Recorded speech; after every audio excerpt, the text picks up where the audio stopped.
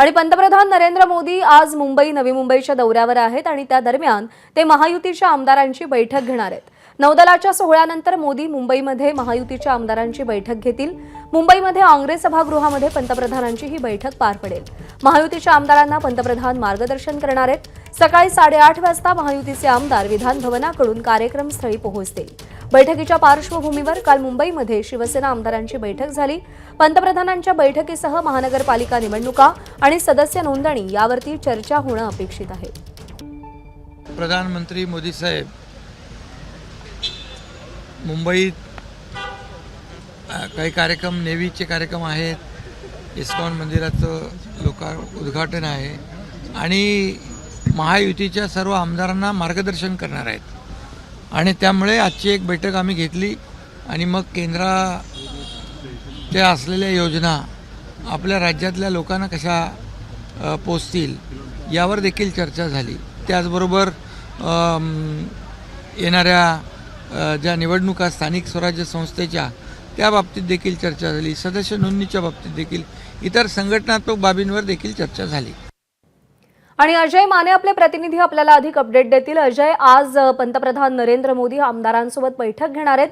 कोणकोणते मुद्दे महत्त्वाचे असतील या बैठकीत चर्चेदरम्यान?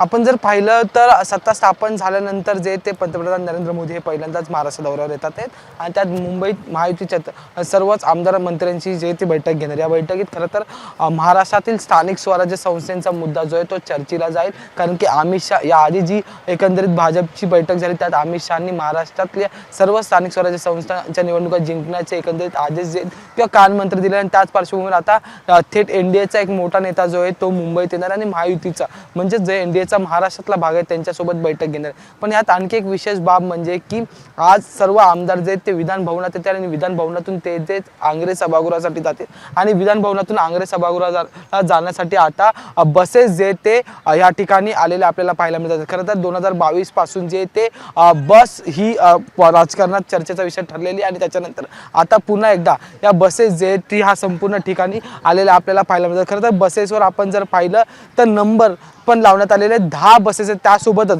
मुंबई पोलिसांची नोटीस सुद्धा या बसेसवर पाहायला मिळते। ही संपूर्ण एक्सक्लुझिव्ह दृश्य आपण माझाच्या प्रेक्षकांना या ठिकाणी दाखवत आहोत। खरं तर 10 बसेस जे ते या ठिकाणी सध्या उपस्थित झालेले आहेत। त्यातल्या या समोरच्या भागात असलेल्या 6 बसेस आणि माझ्या मागच्या बाजूला ज्या आहेत त्या 4 बसेस आहेत आणि ह्याच बसमधून आज संपूर्ण महायुतीचे आमदार मंत्री जे ते विधान भवनापासून ते आंग्रे सभागृहापर्यंत ज्या ठिकाणी पंतप्रधान नरेंद्र मोदी जे ते बैठक घेणार त्या ठिकाणी जाणार आणि त्याच पार्श्वभूमीवर बसेस जे आहेत त्या सकाळीच विधान भवनाच्या परिसरात आवारात जे आहेत त्या उपस्थित झालेला पाहायला मिळतात। काही वेळातच आमदार जे किंवा मंत्री जे ते या ठिकाणी दाखल होण्यास सुरुवात होईल। आपण मागच्या बाजूची सुद्धा ही बसेसची दृश्य दाखवू शकतो।